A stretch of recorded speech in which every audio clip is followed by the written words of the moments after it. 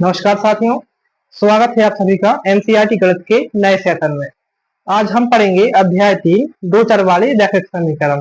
ठीक है, इसके पहले हम अध्याय 1 और अध्याय 2 को पूरा पढ़ चुके हैं। तो आज बारी है अध्याय 3 की, दो चर वाले रैखिक समीकरण युग्म। और अगर आप लोगों को ध्यान हो तो जब हम अध्याय 2 पढ़ रहे थे उसमें हम क्या पढ़ रहे थे, उसमें हम पढ़ रहे थे रैखिक समीकरण युग्म। अब ये रैखिक समीकरण क्या होता है तो कुछ को याद होगा, कुछ लोग भूल गए होंगे अब, क्योंकि 2-3 दिन हो चुके हैं उसके लिए। तो रैखिक समीकरण जो हमारा होता है, सिर्फ हम बात करेंगे अगर रैखिक समीकरण की, तो रैखिक समीकरण होता है, मान लीजिए हमने लिखा 2x धन 1 बराबर 0। ये जो हमारा है ये समीकरण हो गया रैखिक समीकरण। अब ये रैखिक समीकरण कैसे हो गया, तो देखो रैखिक समीकरण का मतलब होता है जिस समीकरण पर एक की घात होती है उसे हम रैखिक समीकरण कहते हैं। कैसे, मान लीजिए हमने यहाँ लिखे 2 पर ये 1 की घात, 3 पर ये 1 की घात, ठीक है, 4 पर ये 1 की घात, और ये 5 पर 2 की घात, 6 पर 2 की घात, 7 पर 2 की घात। देखो जिन पर 2 की घात होती है उन्हें हम रैखिक समीकरण नहीं कह सकते, क्योंकि रैखिक का मतलब होता है एक।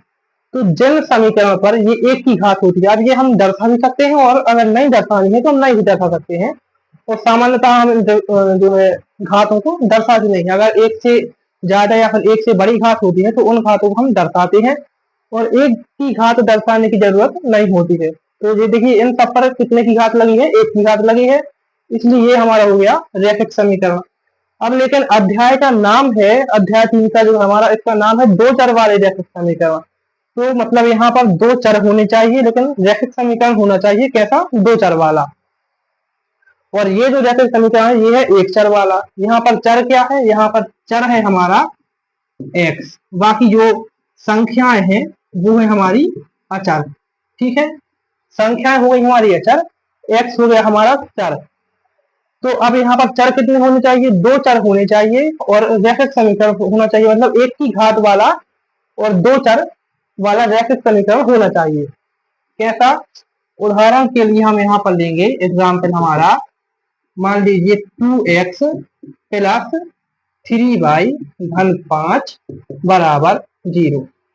अब देखो यहाँ पर कितने चर आ गए, दो चर आ गए, ये x ये y, दो चर हो गए ना, और सब पर घात कितने की लगी है, एक की लगी है। दर्शा भी सकते हैं, दर्शा भी नहीं सकते हैं। तो 2x धन 3y धन 5 बराबर 0, ये हो गया हमारा एक दो चर वाला रैखिक समीकरण। एक और एग्जांपल ले लो, मान लीजिए हमने ले लिया यहाँ 5x प्लस 3y धन 7 बराबर 0। ठीक है, तो यहाँ भी 3 यहाँ भी 3 है, चलो यहाँ कुछ अलग कर देंगे हम, यहाँ मान लीजिए हमने 4 कर दिया। ठीक है, दोनों इसके सेम हो रहे थे, तो ये हमने ले लिया 5x प्लस 4y धन 7 बराबर 0। ये भी हमारा एक दो चर वाला रैखिक समीकरण है। तो अब आप लोगों को चर मतलब रैखिक समीकरण और दो चर वाले रैखिक समीकरण में अंतर समझ में आ गया होगा। ठीक है, अब हम पढ़ेंगे इसका निरूपण। निरूपण क्या कहलाता है, ये देखिए निरूपण, हम इसका परिचय पढ़ रहे हैं बुक में से। सबसे पहले हम पढ़ेंगे अध्याय 3 का परिचय, और इसके बाद प्रश्नावलियों को शुरू करेंगे। इसके परिचय में हम क्या क्या पढ़ेंगे, इसके परिचय में हम जानेंगे कि अध्याय 3 क्या है, इसमें कैसी कैसी प्रश्नावली होंगी, और इन प्रश्नावलियों में कैसे सवाल मिलेंगे, और परीक्षा में इस अध्याय 3 में से कैसे प्रश्न पूछे जा सकते हैं, किस प्रकार के प्रश्न पूछे जा सकते हैं। ठीक है, तो परिचय में हम ये सब पढ़ेंगे, और ये अध्याय 3 बहुत ही आसान है। ठीक है, ज्यादा कठिन नहीं है, ज्यादा सोचने की इतनी जरूरत है नहीं। एक या दो बार आप जब सवालों को करेंगे तो आसानी से आपको बनने लगेंगे। ठीक है, तो हम पढ़ेंगे सबसे पहले क्या, निरूपण। अब निरूपण कैसे करें, देखो निरूपण का मतलब होता है हम इसकी मतलब तुलना कैसे करें। ये जो हमारे जब हमें दो चर वाले रैखिक समीकरण वहां पर दिए होंगे तो उनकी तुलना कैसे करें, तुलना कैसे करें मतलब उन्हें लिखे कैसे, किस प्रकार से। तो इसके लिए हम लेंगे, मान लीजिए हमने लिया a1x plus b1y plus c1 बराबर 0। दूसरा ले लेंगे हम b1x नहीं b2x, यहाँ लेंगे हम a2x plus b2y plus c2 बराबर 0। हमने क्या ले लिया, यहाँ एक लिख लिया a1x plus b1y plus c1 बराबर 0। दूसरा हमने लिख लिया a2x plus b2y plus c2 बराबर 0। ठीक है, तो अब ये जो हमारे उदाहरण के लिए हमने जो समीकरण लिखे हैं, इन समीकरणों की तुलना हमें इनसे करनी है। जब हम सवाल हल करेंगे तो हमें इसी प्रकार से करने हैं। कैसे करेंगे? यहाँ हमारा a1 क्या है? a1 हमारा 2 है। b1 क्या है? b1 3 है। c1 क्या है? c1 5 है। a2 क्या है? a2 5 है। b2 4 है और c2 7 है। ठीक है, तो इस प्रकार से हमें इन समीकरणों को जमा कर लिखना है। अब बात आती है इन समीकरणों को हल कैसे करें। ये जो हमारे दो चर वाले जैसे समीकरण युग्म है, इन्हें हल कैसे करें। अब इनके हल करने की प्रोसेस अलग अलग होती है। 3 प्रकार की प्रोसेस होती है। सबसे पहले होती है ग्राफीय विधि, दूसरी होती है प्रतिस्थापन विधि और तीसरी होती है विलोपन विधि। तो इन तीनों विधियों को अच्छे से पढ़ना है और अच्छे से समझना है। ठीक है, क्योंकि परीक्षा में जो है इन तीनों विधियों में सवाल आ सकते हैं। मान लीजिए कोई भी समीकरण आ गया कि फलाने समीकरण को ग्राफीय विधि से हल कीजिए, या फिर आ गया कि फलाने समीकरण को प्रतिस्थापन विधि से हल कीजिए, या सकता है फलाने समीकरण को विलोपन विधि से हल कीजिए। ठीक है, तो इन तीनों विधियों के या तो एक साथ सवाल आ भी सकते हैं और या फिर अलग अलग करके सवाल आ सकते हैं कि ग्राफीय का नहीं आया तो प्रतिस्थापन का आ जाएगा, प्रतिस्थापन का अगर नहीं आया तो विलोपन का आ जाएगा।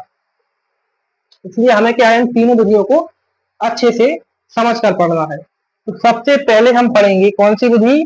ग्राफीय विधि। ग्राफीय विधि। अब ग्राफीय विधि क्या होती है, इसे हम कैसे पढ़ सकते हैं? देखिए, ग्राफीय विधि में भी 3 स्थिति होती है। कैसी 3 स्थिति होती है? इसमें हमें भिन्न दिए रहेंगी। अब भिन्न से आप समझते हैं भिन्न क्या होती है। तो भिन्न ऐसी संख्या होती है जिन्हें हम बटे में लिखते हैं, जैसे 1/2, 2/3, 3/4। तो जैसी जो संख्या होती है जब बटे में आ जाती है तो इन्हें हम एक नाम देते हैं। क्या नाम देते हैं? भिन्न। इन्हें हम कह सकते हैं भिन्न, भिन्न संख्या कह सकते हैं। जैसे हमारी 1/2 हो गई, 3/2 हो गई, 4/3। तो जो ऐसी संख्या होती है बटे में, इन संख्याओं को हम भिन्न कह सकते हैं। ठीक है, अब हमें स्थिति कौन सी दी रहेंगी? तो सबसे पहली स्थिति हमें दी रहेगी कि यहाँ a1/a2 बराबर b1/b2। अब लेकिन ये ऐसी नहीं दी जाएगी, यहाँ लगा रहेगा बराबर नहीं। ये दोनों बराबर नहीं है। अब बराबर कैसे नहीं है? तो उदाहरण के लिए हम समझेंगे। यहाँ एक लिखा है 1/1, बराबर में लिखा है इसके 2/2, या फिर लिखा है 1/1 बराबर 1/1। ठीक है, तो देखो बराबर के साइड क्या है? 1/1 और उस साइड क्या है? 2/2। तो ये दोनों संख्याएं दोनों भिन्न समान नहीं है। तब हम यहाँ लिख देंगे क्या? बराबर नहीं है। एक बराबर लगाएंगे, बराबर के ऊपर से एक आड़ी लाइन खींच देंगे, तो ये चिन्ह हो जाएगा बराबर नहीं का। मतलब ये दोनों भिन्न जो है ये बराबर नहीं है। अब लेकिन यहाँ 1/1 है, बराबर के उस साइड भी 1/1 है, तो ये दोनों जो भिन्न हो गई ये बराबर हो गई। तो इसी तरह यहाँ लिखा है a1/a2 बराबर नहीं है किसके? b1/b2 के। अब जब ऐसी स्थिति होती है तब हमारी कौन सी रेखाएं आती हैं? तब हमारी आती है प्रतिच्छेदी रेखाएं। कौन सी रेखाएं आती हैं?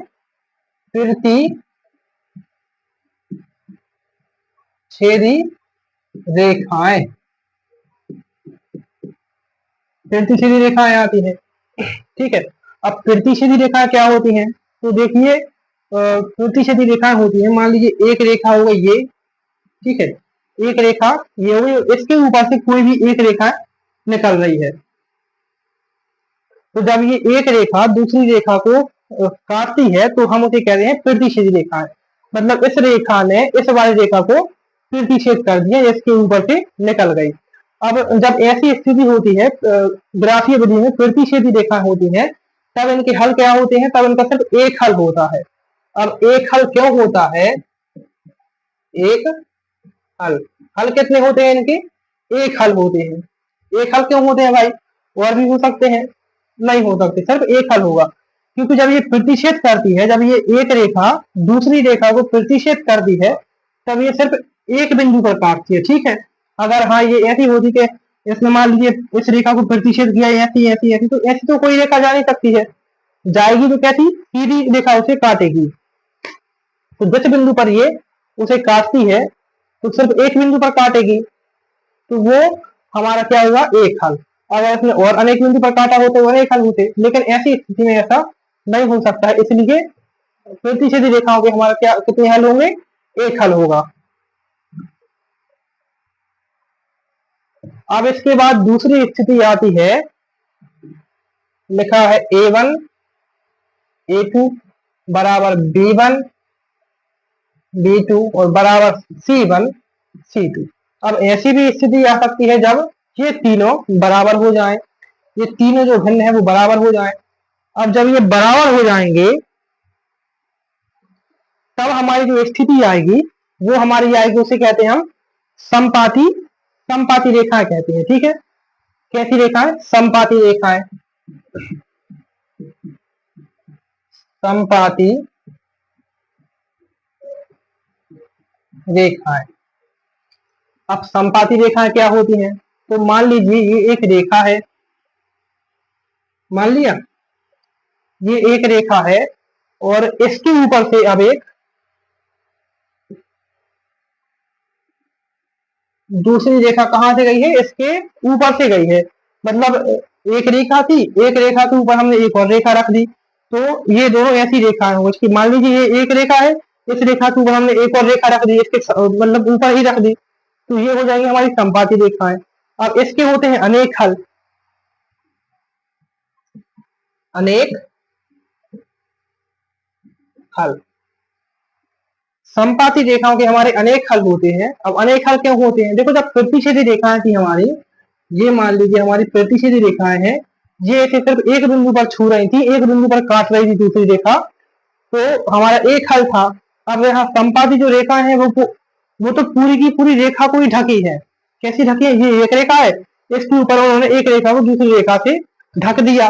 अब जब इसे ढक देंगे तो ये तो उस पूरी रेखा को जो है प्रतिच्छेद करेगी, मतलब पूरी रेखा को स्पर्श कर रही है। तो यहाँ हमारे अनेक हल हो सकते हैं। एक हल मान लीजिए यहाँ हो सकता है, एक हल यहाँ हो सकता है, एक यहाँ हो सकता है, एक यहाँ भी हो सकता है, तो ऐसे हमारे अनेक हल हो सकते हैं। ठीक है, तो ये हमारी हुई कौन सी, संपाती रेखाएं। और संपाती रेखाओं में स्थिति क्या होगी कि तीनों भिन्न जो है वो समान रहेंगी, और प्रतिच्छेदी रेखा में स्थिति क्या होगी, जो हमारी भिन्न है वो बराबर नहीं होगी। अब इसके बाद हमारी तीसरी स्थिति आती है, और तीसरी स्थिति हमारी है A1 बटे A2 बराबर B1 बटे B2 और बराबर नहीं C1 बटे C2। अब यहाँ पर क्या है, दो भिन्न तो समान है, लेकिन तीसरी भिन्न इन दोनों भिन्नों के समान नहीं है। कैसे, A1 बटे A2 बराबर B1 बटे B2, लेकिन बराबर नहीं C1 बटे C2। अब ऐसी स्थिति में हमारी जो रेखाएं बनती हैं उन्हें हम कहते हैं समांतर रेखाएं। ठीक है, कौन सी रेखाएं कहते हैं, उन्हें हम कहते हैं समांतर रेखाएं।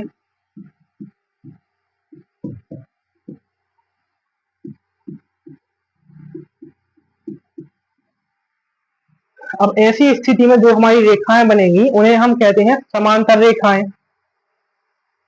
अब समांतर रेखाएं कैसी होती हैं, तो देखिए समांतर रेखाएं ऐसी होती हैं, मान लीजिए एक रेखा ये है और दूसरी रेखा बिल्कुल इसके सामने से निकल कर जा रही है, ये है। तो जब एक रेखा के सामने दूसरी रेखा जाती है लेकिन उसे प्रतिच्छेद नहीं करती है, ना उसे प्रतिच्छेद करेगी, मतलब ना उसे काटेगी और ना ही उसके ऊपर से गुजरेगी, सिर्फ ये कैसी जाएगी, उसके समांतर जाएगी। ठीक, कैसी के एक रेखा ये जा रही है और दूसरी रेखा ये जा रही है। ठीक है, तो ये दोनों ना ही एक दूसरे को प्रतिच्छेद कर रही है और ना ही काट रही है।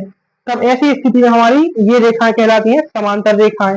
अब समांतर रेखा में क्या कोई हल नहीं होता, क्यों नहीं होता भाई, देखो प्रतिच्छेद रेखा में एक हल था, संपाती रेखा में अनेक हल थे, लेकिन समांतर रेखा में हमारे कोई हल नहीं। ठीक है, समांतर रेखाओं में कोई हल क्यों नहीं होता, क्योंकि अगर ये रेखा एक दूसरे को प्रतिच्छेद ही नहीं करेंगी, जब एक दूसरे को काटेंगे ही नहीं तो इनके स्पर्श बिंदु नहीं बनेंगे, स्पर्श बिंदु नहीं बनेंगे तो कोई हल नहीं होगा। ये भाई इसे इस रेखा को इससे मतलब नहीं है और इस रेखा को इससे मतलब नहीं है, भाई अपना अपना काम कर रहे हैं तो कोई लड़ाई झगड़े इनमें होंगे ही नहीं, तो कोई हल नहीं निकलेगा। ठीक है, तो ये हो गई हमारी ग्राफीय विधि की तीनों स्थितियां। एक हो गई ये A1 बटे A2 बराबर नहीं B1 बटे B2, इसमें हमारी प्रतिच्छेदी रेखाएं होंगी जो कि एक दूसरे को काटेंगी और एक दूसरे को, तो ये सिर्फ एक ही बिंदु पर काटेंगे, इसलिए इनका एक हल है। दूसरी स्थिति है हमारी a1/a2 बराबर b1/b2 बराबर c1/c2। ये हमारी हुई संपाती रेखा है। अब संपाती रेखा से मतलब है एक रेखा के ऊपर दूसरी रेखा रखी हुई है, या फिर एक रेखा से दूसरी रेखा ढकी हुई है, तो इनके हमारे अनेक हल होंगे, क्योंकि इनमें अनेक बिंदु मिल जाएंगे। तीसरी हमारी स्थिति है a1/a2 b1 बराबर b1/b2 बराबर नहीं c1/c2। अब इनमें दो भिन्न समान है लेकिन एक भिन्न अलग है, तो ये हमारी हो जाएंगी कैसी, समांतर रेखाएं। ठीक है, ये हमारी हो जाएंगी समांतर रेखाएं। इनमें कोई हल नहीं होगा भाई, जब एक रेखा दूसरी रेखा से मिलेगी ही नहीं, एक दूसरे को काटेगी नहीं, तो कैसे इनमें हल होगा। तो ये हुई हमारी ग्राफीय स्थिति, ग्राफीय विधि। अब ग्राफीय विधि में अगर सवाल आएंगे तो हम इन्हें कैसे हल करेंगे, ग्राफ के माध्यम से इन सवालों के हल को ग्राफ में कैसे दर्शाएंगे, तो अब ये देखेंगे हम। चलिए,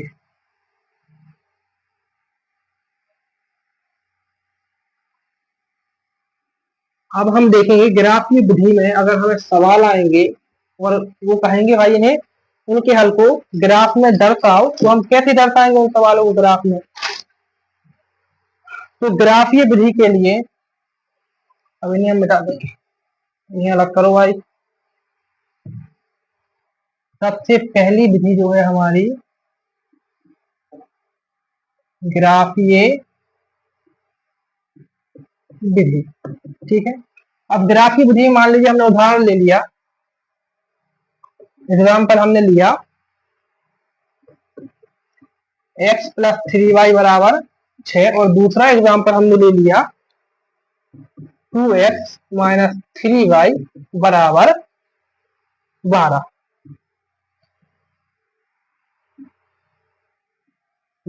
ठीक है, ये हमने यहाँ पर एग्जाम्पल ले लिया। अब क्योंकि जब हम पहली स्थिति देख रहे थे तो पहली स्थिति में कोई ज्यादा नहीं है, जैसे हमारी पहली स्थिति क्या थी, a1/a2 थी बराबर दूसरी b1/b2, ये बराबर नहीं थी। तो अगर हम इस स्थिति को इसमें अप्लाई करेंगे तो क्या होगा। अब a1 हमारा क्या है, ये है, तो x है, लेकिन x में किस चीज का गुणा है, कोई संख्या यहाँ लिखी नहीं है, तो हम मान लेंगे यहाँ एक का गुणा है। तो a1 की जगह हम लिखेंगे 1 में, a2 की जगह पर क्या है, 2 है, तो हम 2 लिखेंगे, बराबर नहीं b1 की जगह पर क्या है 3, और b2 की जगह पर है -3। अब देखिए 1/2 3/-3 के बराबर नहीं है, ये दोनों में समान नहीं है, तो हमारी ये स्थिति अप्लाई हो जाएगी। चलिए इसे बाद में देखेंगे। अब सबसे पहले हम हल करेंगे ग्राफीय विधि से इन सवालों को हम कैसे हल कर सकते हैं। तो इसे हल करने के लिए, और अब जो थोड़ा ध्यान से देखना, क्योंकि यहाँ एक नई प्रोसेस होगी जो अभी तक आपने शायद ही है कि 9वीं क्लास में की हो। तो अब जो हम करेंगे, यहाँ हमने सबसे पहले एक तालिका बनाई, मान लीजिए एक तालिका होगी हमारी इस समीकरण के लिए और दूसरी तालिका होगी हमारी इस समीकरण के लिए। ये हो गई हमारी दूसरी तालिका। अब इसमें हम खंड बनाएंगे, 6 खंड इसमें दे दिए हमने, 6 खंड हमने इसमें दे दिए। एक खंड में हम लिखेंगे क्या, x, दूसरे में y, यहाँ भी x यहाँ भी y। अब सबसे पहले हम यहाँ लेंगे पहला समीकरण, ये वाला x+3y बराबर 6। अब मान लीजिए x+3y बराबर 6, ठीक है। अब मान लेंगे हमने यहाँ y की जगह पर हम क्या रखेंगे, 0। ठीक है, समीकरण को हल कैसे करना हम वो बता रहे हैं। हमने माना हमने y की जगह पर 0 लिया, तो अब हम इस समीकरण में भी अप्लाई करेंगे। तो जब हम y की जगह पर 0 लेंगे तो हमें क्या मिलेगा, x + 3। अब y की जगह पर हमने क्या लिया है, 0, तो हम y की जगह पर 0 रख देंगे, 0 बराबर 6। अब y यहाँ 3 के गुणा में था, ठीक है, तो x घन, जब 3 का हम 0 में गुणा करेंगे तो 0 हो जाएगा, 3 शून्य शून्य, तो यहाँ हमारा शून्य हो गया, बराबर 6 है। तो यहाँ हमारा क्या आ गया, x बराबर 6। ठीक है, ये हमारा x बराबर 6 आ गया। तो यहाँ हम लिखिए x बराबर कितना मिला, हमें 6 मिला। अब जैसे हमने y की जगह पर 0 लिया था, अब हम x में 0 ले लेंगे। तो हमने यहाँ x लिखा, इसमें x को हमने 0 ले लिया। तो अब इस समीकरण में हम x की जगह पर जो है 0 को रखेंगे। तो पेन खुल गया। हाँ, अब यहाँ x की जगह पर हम 0 रखेंगे। तो समीकरण है हमारा x प्लस 3y बराबर 6। अब हम पहले हमने क्या किया था, y की जगह पर 0 रखा था। अब रखेंगे हम x की जगह पर 0। तो हमने ये 0 लिया, धन 3y बराबर 6। अब 0 ठीक है, 0 को से अगर हम जोड़ेंगे तो 3y ही आएगा। तो 3y बराबर 6। अब 3 जो है, 3 जो है यहाँ y के गुणा में है। तो जब हम 3 को बराबर को साइड पक्षांतर करेंगे तो ये गुणा से कहाँ चला जाएगा, भाग में चला जाएगा। तो y बराबर 6 के बटे में 3 आ जाएगा। अब जब 3 से 6 को काटेंगे तो 3 एकम 3 और 3 दूनी 6। तो y बराबर हमारा यहाँ 2 आ जाएगा। अब देखिए पहले समीकरण का हमारा हल क्या आया है, x बराबर 6 आया है और y बराबर 2 आया है। अब ऐसे ही जब हम दूसरे समीकरण को करेंगे, इस वाले समीकरण को, तो ये देखिए अब हम जब दूसरे समीकरण को करेंगे, यहाँ हमने क्या लिखा, दूसरा समीकरण हमारा 2x माइनस 3y बराबर 12। अब जब हम यहाँ y की जगह पर 0 रखेंगे, हमने यहाँ y की जगह पर 0 रख दिया। तो 2x माइनस 3, अब y की जगह पर क्या है, 0 है, तो 0 बराबर 12। अब जब 3 का गुणा 0 से हो जाएगा तो ये 0 पूरा जो है 0 हो जाएगा। तो 2x बराबर 12। अब यहाँ जब 2 को हम इस साइड पक्षांतर करेंगे तो गुणा की संख्या भाग में आ जाएगी। तो क्या हो जाएगा, 12 बटे 2, 2 छीन 12, 6 बार कट जाएगा। x बराबर हमारा क्या आ गया, 6 आ गया। अब इसी तरह हम यहाँ क्या आ गया, हमारा 6 आ गया। अब इसी तरह हम x में 0 रख कर देखेंगे। तो ये दूसरा समीकरण चल रहा है हमारा। अब हमने x में 0 रख दिया, तो अब हम यहाँ x में रखेंगे 0। कैसे, हमारा समीकरण है 2x माइनस 3y बराबर 12। अब यहाँ हमें रखना है 0 x में। तो 2 x की जगह पर 0, तो पूरा समीकरण चेंज करते हो, माइनस 3y बराबर 12। अब जब 2 का गुणा हम 0 से करेंगे तो पूरा समीकरण 0 हो जाएगा। तो यहाँ 0 हो गया, बचा क्या, माइनस 3y बराबर 12। अब जब हम यहाँ माइनस 3 को पक्षांतर करेंगे इस साइड 12 के साइड, तो गुणा की संख्या भाग में आ जाएगी। तो हमारा हो जाएगा y बराबर 12 बटे माइनस के 3। जब माइनस के 3 से हम इसे काटेंगे तो 3 चौके 12 आ जाएगा हमारा। लेकिन संख्या कैसी थी, माइनस की थी, तो हमारा आंसर भी क्या आएगा, y बराबर आ जाएगा -4। ठीक है, अब आप लोगों को कंफ्यूजन हो रही होगी कि भाई जब माइनस की संख्या थी तो वह उस साइड जाकर प्लस की क्यों नहीं हुई। तो प्लस की तो इसलिए नहीं हुई क्योंकि देखिए अगर कोई संख्या यहाँ पर सिर्फ प्लस माइनस में लिखी होती कि 1 + 2 1 + 3, अगर ऐसी लिखी होती तो हम उसका पक्षांतर करते तो वो स्वाभाविक है कि प्लस की हो जाती है। अगर प्लस की होगी तो माइनस की, और माइनस की होगी तो पक्षांतर के बाद प्लस की हो जाती। लेकिन यहाँ जो -3 है वो y के गुणा में लिखा था। तो भाई जब गुणा से कोई संख्या जाती है उठकर तो वो सीधी भाग में जाती है, ज्यों की त्यों। अगर प्लस की होती तो प्लस की उठकर जाती, अगर माइनस की है तो माइनस की उठकर जाती है। इसमें कोई बदलाव नहीं होता। तो हमारा देखो पहले समीकरण से हमारा क्या आया, x बराबर 6 y बराबर 2। दूसरे समीकरण से हमारा आया है x बराबर 6 और y बराबर -4। अब जब हमारा हल आ जाएगा, इस हल को हम क्या करेंगे, ग्राफ में प्रदर्शित करेंगे। अब देखिए इसमें तो अब जगह है नहीं तो बनेगा नहीं, तो हम इसके आंसर को यहाँ लिख लेंगे कि भाई किसमें क्या आया था। पहले समीकरण में क्या आया था, x बराबर 6 और y बराबर 2 आया था। दूसरे समीकरण में क्या आया था, x बराबर 6 y बराबर -4 आया था। ठीक है, अब हम क्या करेंगे, इसे मिटा देंगे और फिर ग्राफ में आप लोगों को समझाएंगे कि कैसे हम ग्राफ में प्रदर्शित कर सकते हैं।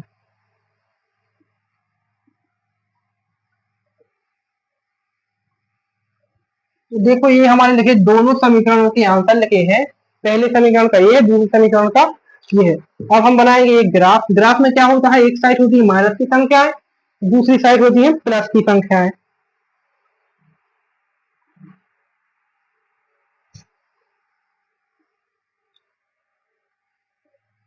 ये हमारा ग्राफ बनकर हुआ तैयार। ये हमारी हो गई वाई रेखा, ये हमारी हो गई एक्स रेखा, बीच में आ गया हमारा क्या, जीरो। अब इस साइड हो गई क्या, प्लस की संख्या है, कैसी, 1 2 3 4 5 6, और लिखना है तो और लिख सकते हैं 7 तक, ठीक है। फिर यहाँ होगी हमारी 1 2, और ये 10 कैसा हो रहा है, हाँ 1 2 के बाद 3 4 5 6। अब इस साइड आएगी हमारी माइनस की संख्या है, -1 -2 -3 -4 -5 -6। यहाँ आ जाएगी माइनस की, -1 -2 -3 -4 -5 -6। ये हमारा ग्राफ बन के तैयार हो गया। अब आप लोगों को जो काफी मिलेगी उसमें क्या है, खंड बाई खंड वाली काफी होती है जो, लेकिन हमारे यहाँ पर वो उपलब्ध नहीं है बोर्ड पर, तो यहाँ हमने ये ग्राफ बना लिया एक। अब ग्राफ पर जो हमें संख्याएं मिली है, जो हमारे इन समीकरणों के आंसर आए हैं, उन्हें हम यहाँ पर दर्शाएंगे। कैसे, यहाँ पर क्या लिखा है, x बराबर 6 लिखा है, तो x रेखा पर हम 6 ढूंढेंगे, कैसा है, प्लस में है, तो x रेखा पर 6 हमारा हो गया, कहाँ पर, ये है, देखो x रेखा पर हमारा 6 यहाँ पर है। अब x क्या है, 6 है, और y की जगह पर यहाँ कुछ नहीं है, तो y की जगह पर हम 0 कर देंगे। ये देखिए हमारा 6 0 हो गया, 6 x बराबर 6 है, y बराबर कुछ नहीं है, तो यहाँ हमारा 0 हो जाएगा। अब यहाँ पर y बराबर 2 है धन की संख्या पर, अब y वाली रेखा पर 2 कहाँ है, ये है, तो जब y वाली रेखा पर अब 2 यहाँ पर है, तो हम लिखेंगे, अब यहाँ देखो, जब भी हम किसी भी संख्या को किसी रेखा पर प्रदर्शित करते हैं, तो उसे हम देखो, हमारा फॉर्म क्या होता है, एक्स वाई का, तो इस फॉर्म में हम प्रदर्शित करते हैं। अब लेकिन एक्स की जगह पर यहाँ 6 था तो हमने 6 लिख दिया, वाई की जगह पर कुछ नहीं था तो हमने 0 कर दिया। यहाँ पर एक्स की जगह पर कुछ नहीं है तो 0, लेकिन वाई की जगह पर क्या था, 2 था, तो हमने यहाँ पर 2 कर दिया, ठीक है। अब हम क्या करेंगे, अब हम दूसरे समीकरण में देखेंगे, दूसरे समीकरण में अभी x बराबर 6 है, तो हमारा ये दो सेम रहेंगे, ठीक है, तो दो सेम होंगे, x बराबर 6 x बराबर 6 सेम आएंगे। इसके बाद हमारा दूसरी ये है y बराबर -4 है, तो हम देखेंगे -4 y की रेखा पर कहाँ है, ये है, तो y बराबर है -4, ध्यान दीजिएगा, x बराबर नहीं, तो x की जगह पर क्या रखेंगे 0, y की जगह पर क्या है -4 है। ऐसे हम ग्राफ को प्रदर्शित करेंगे, और जब हमारे पूरे बिंदु जो हमारे आंसर आए हैं, जब पूरे बिंदु यहाँ पर मिल जाए, इनके बाद हम इसे क्या करेंगे, एक हमारा ये हो गया बिंदु, एक ये हो गया, और एक ये हो गया। अब इन्हें हम क्या करेंगे, रेखाएं निकाल देंगे इन पर, इसे मिला देंगे हम इस बिंदु से, और इसे मिला देंगे हम, ये देखिए इस बिंदु से मिला दी। अब देखो ये क्या कर रही है, एक दूसरे को इस बिंदु पर प्रतिच्छेद कर रही है, मतलब इस समीकरण का एक हल निकलेगा, और ये हमारे क्या है, प्रतिच्छेदी रेखाएं हो जाएंगे। तो ये हो गया हमारा ग्राफ ये विधि से हल, और ऐसे ही आपको पूरे सवाल हल करने हैं, ठीक है। अब हम आते हैं हमारी दूसरी विधि पर। दूसरी हमारी विधि का नाम है प्रतिस्थापन विधि। तो ये तो हो गई हमारी पहली ग्राफीय विधि, और आप लोगों को अच्छी समझ में आ गई होगी। घर पर प्रैक्टिस करना है 1 से 2 बार, तो और अच्छी समझ में आ जाएगी। अब हम क्या करेंगे, प्रतिस्थापन विधि, दूसरी विधि हमारी।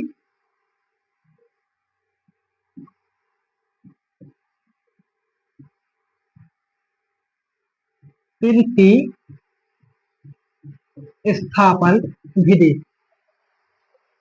तो अब हम प्रतिस्थापन विधि करेंगे, और उन्हीं एग्जाम्पल को ले लेंगे, बार बार एग्जाम्पल नहीं बदलेंगे, ठीक है। हमारा एग्जाम्पल पहला क्या था, x धन 3y बराबर 6, और दूसरा था 2x ऋण 3y बराबर 12। ये हो गए हमारे एग्जाम्पल। अब इन्हें हम नाम दे देंगे, एक को नाम दे देंगे फर्स्ट समीकरण, दूसरे को नाम दे देंगे सेकंड समीकरण, ठीक है। अब हमें क्या करना है, सबसे पहले दो समीकरणों को बराबर करना, ठीक है। यहाँ पर देखो x के साथ 2 है गुणा में, यहाँ -3 है, यहाँ 12 है, यहाँ x के साथ कुछ भी गुणा में नहीं है, यहाँ 3y है और 6 है। देखो दोनों समीकरण को जब बराबर करेंगे तो हमें यहाँ भी 2 चाहिए।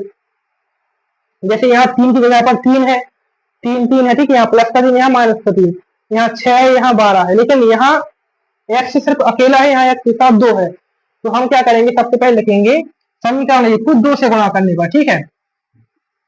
हल देखेंगे कि समीकरण एक को 2 से गुणा करने पर क्या करना है, समीकरण एक को 2 से गुणा करना है। तो हमारा समीकरण एक क्या है, x धन 3y बराबर 6। इस पूरे समीकरण को हम 2 से गुणा कर देंगे। कैसे करेंगे, जब 2 का x में गुणा करेंगे तो आ जाएगा 2x, 3 में करेंगे तो धन 2 3 6y बराबर, जब 6 में 2 का गुणा करेंगे तो 6 दूनी 12, और ये हमारा समीकरण बन जाएगा समीकरण नंबर 3। ठीक है, ये हो गया हमारा समीकरण 1, ये हो गया 2, और ये हो गया हमारा समीकरण नंबर 3 हो गया।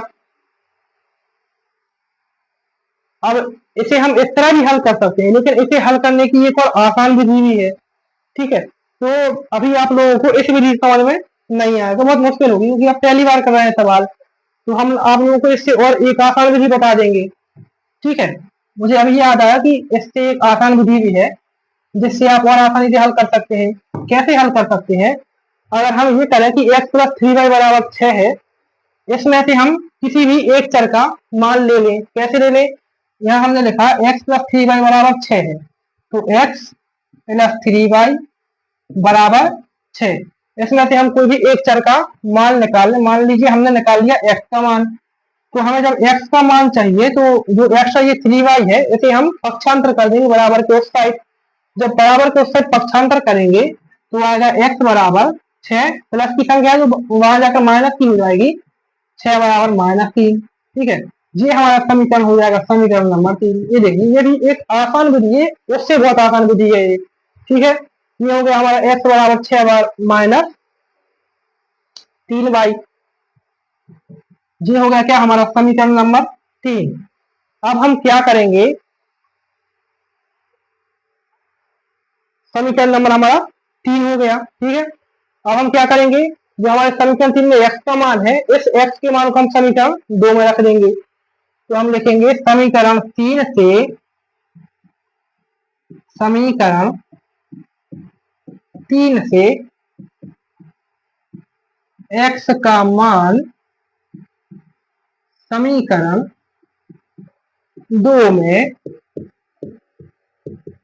रखने का। ठीक है, ये हमारा समीकरण 2 है, इसमें हम जो हमने अभी x का मान निकाला है इसे हम इसमें रख देंगे। तो हमारा समीकरण 2 क्या है, 2x ऋण 3y बराबर 12, इसमें हम हमारे ये x का मान रख देंगे। तो 2 ज्यों का त्यों, x का मान क्या है 6 माइनस 3y माइनस, इसके बाद क्या है 3y बराबर 12, ये हमने यहाँ पर x का मान रख दिया। अब इसे हम हल करेंगे जब, तो 2 का गुणा करेंगे 6 में, तो 2 छींक कितने हो जाएंगे 12, माइनस का चिन्ह, 2 का गुणा 3 में करेंगे तो 3 दूनी 6y, इसके बाद क्या लिखा है -3y बराबर 12। अब ये माइनस की 6 है, माइनस की 3 है, जब इन दोनों को हम कंबाइन कर देंगे, इन दोनों को जोड़ देंगे, तो हमारा आंसर जो आंसर आएगा वो होगा 9y। अब क्योंकि ये माइनस की संख्या है तो चिन्ह भी माइनस का आएगा, तो 9y माइनस के 9y बराबर 12। अब हम क्या करेंगे, ये जो हमारा 12 है इसे हम पक्षांतर करेंगे बराबर के उस साइड, तो ये प्लस में है, अभी जब पक्षांतर होगा तो माइनस में आ जाएगा। तो क्या आएगा -9y बराबर 12 माइनस 12, 12 में से 12 घटाएंगे क्या आ जाएगा 0, तो y माइनस के 9y बराबर 0। अब माइनस के 9y को हम यहाँ गुणा में है, जब बराबर के उस साइड पक्षांतर करेंगे तो ये भाग में आ जाएंगे, तो y बराबर 0 बटे माइनस के 9। और आप लोगों को पता है जब हम 0 में किसी भी संख्या का भाग देते हैं या गुणा करते हैं तो वो संख्या पूरी 0 हो जाती है। तो यहाँ हो जाएगा y बराबर 0।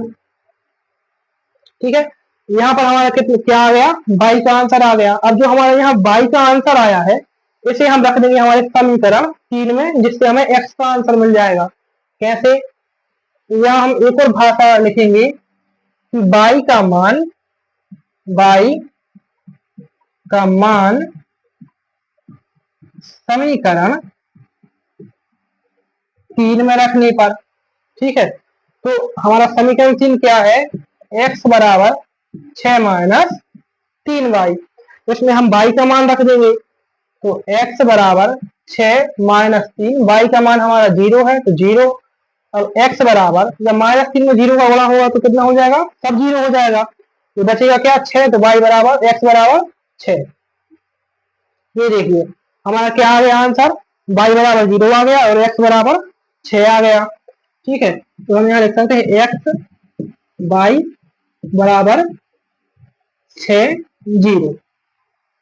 लीजिए ये हमारा क्या आ गया, तृतीय स्थान विधि है, हल हो गया, 6 और 0 आ गया। ठीक है, अब इसके बाद हमारी दूसरी विधि जो आती है, उस विधि का नाम है विलोपन विधि। अभी तक हम दो विधि पढ़ चुके हैं, एक हो गई ग्राफीय विधि हमारी, दूसरी हो गई हमारी तृतीय स्थापन विधि। और ये दोनों विधि बहुत सरल है और तीसरी विधि भी सरल है। अब हमारी आती है विलोपन विधि। तो आई होप आप लोगों को ये सब समझ में आ गया होगा। ठीक है, और एक से दो बार जब प्रैक्टिस करेंगे तो बहुत आसानी से ये बनने लगेंगे। बहुत सरल विधि है।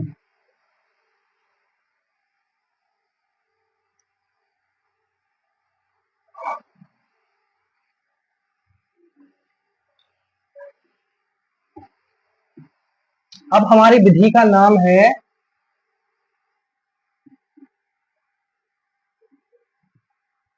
विलोपन विधि। ठीक है, अभी हमने पढ़ ली तृतीय स्थापन ग्राफी, अब हमारी हो गई विलोपन विधि। विलोपन में विधि में भी हम उन्हीं उदाहरणों का जो है लेंगे, x प्लस 3y बराबर 6, और दूसरा है हमारा एग्जाम्पल 2x माइनस 3y बराबर 12। इसे हम मान लेंगे पहला समीकरण, इसे मान लेंगे हम दूसरा समीकरण। तो अब इसे हल करने के लिए हमें क्या करना पड़ेगा, इन दोनों समीकरणों को बराबर करना पड़ेगा। ठीक, अभी क्या है, यहाँ पहला समीकरण हमारा है x धन 3y बराबर 6, दूसरा हमारा है 2x माइनस 3y बराबर 12। देखिए यहाँ पर y के साथ में भी कोई संख्या है, यहाँ इस वाले y के साथ भी कोई संख्या है, यहाँ 6 यहाँ 12, लेकिन यहाँ x के साथ तो संख्या है लेकिन 2 के साथ संख्या नहीं है, तो हमें इसको भी बराबर करना पड़ेगा। तो हम क्या करेंगे, इस समीकरण 1 में हम 2 का भाग दे देंगे। सबसे पहले हमें लिखना पड़ेगा कि समीकरण 1 में 2 का भाग करने पर, तो हमारा समीकरण 1 क्या है, x धन 3y बराबर 6। इसमें हम क्या करेंगे, 2 का भाग करेंगे। तो जब 2 का हम इसमें भाग करेंगे तो हम दोनों x का भाग देंगे, तो क्या गुणा करेंगे, गुणा करना है, सॉरी गुणा करना है, 2 का गुणा करने पर। तो 2 का x में, 2x धन 3 में, 2 3 6y बराबर 6 में, तो 2 6 12।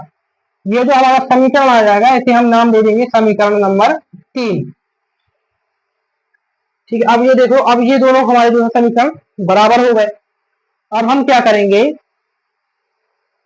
इस समीकरण 3 में से इस समीकरण 2 को घटा देंगे। कैसे घटाएंगे, लिखेंगे हम, और ये बराबर वाली जो है चिन्ह लगाने जाने हैं। ठीक है, परीक्षा में भी लगाना है। समीकरण 3 से समीकरण 2 को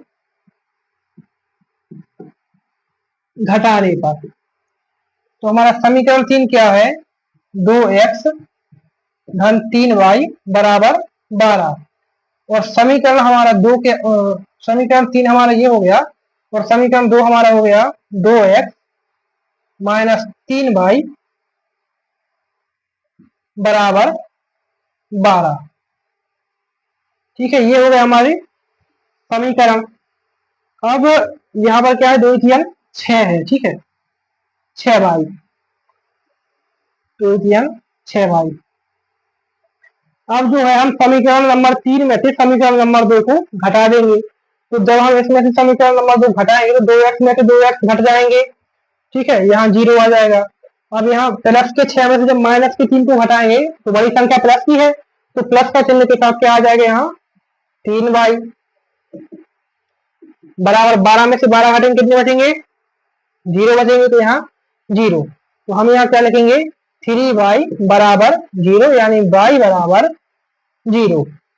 कैसे, यहाँ y क्या है, y की गुणा में 3 है, जब गुणा से कोई संख्या पक्षांतर होकर उस साइड जाती है तो बटे में आ जाती है, भाग में आ जाती है। तो 0 के भाग में जब 3 आएंगे 0/3 तो ये संख्या क्या हो जाएगी 0 हो जाएगी। तो हमारा y बराबर 0 आ गया। अब हमें क्या करना है, जो हमने समीकरण 3 निकाला था, हाँ ये समीकरण नंबर हमने क्या निकाला था 3 निकाला था। तो अब हम इस y का मान समीकरण 3 में रख देंगे, लिखेंगे y का मान समीकरण 3 में रखने पर, ठीक है, हम क्या करेंगे y का मान समीकरण 3 में रख देंगे। हमारा समीकरण 3 क्या था 2x धन 6y बराबर 12। इसमें हम y का मान रखेंगे जब, तो 2x धन 6y का मान 0 बराबर 12। अब यहाँ लिखेंगे 2x, जब 0 का गुणा 6 में वो संख्या 0 हो जाएगी पूरी, तो धन 0 बराबर 12। क्या आ गया हमारा 2x बराबर 12। अब यहाँ x के गुणा में 2 है, जब उस साइड भेजेंगे तो पक्षांतर भाग में आ जाएगा 12 के, तो 12/2। और जब इससे हम काटेंगे इसे 2 को 12 से काटेंगे तो 2 कम तो 2 6 12, x बराबर हमारा आ जाएगा 6। ये देखिए यहाँ भी हमारा क्या आ गया x बराबर 6 आ गया और y बराबर 0 आ गया। तो ये हमारा सवाल हल हो गया, ठीक है। अब हमने इस अध्याय 3 में क्या क्या पढ़ लिया है, अध्याय 3 के नाम का मतलब समझ लिया है, 2 चर वाले रैखिक समीकरण इसके निरूपण में देख लिए हैं। इसके बाद इसकी 3 विधियां हल करने की, ग्राफीय विधि, प्रतिस्थापन विधि, विलोपन विधि, इन तीनों विधियों को अच्छे से समझ लिया है, ठीक है। तो ये हो गया हमारा अध्याय 3 का पूरा परिचय।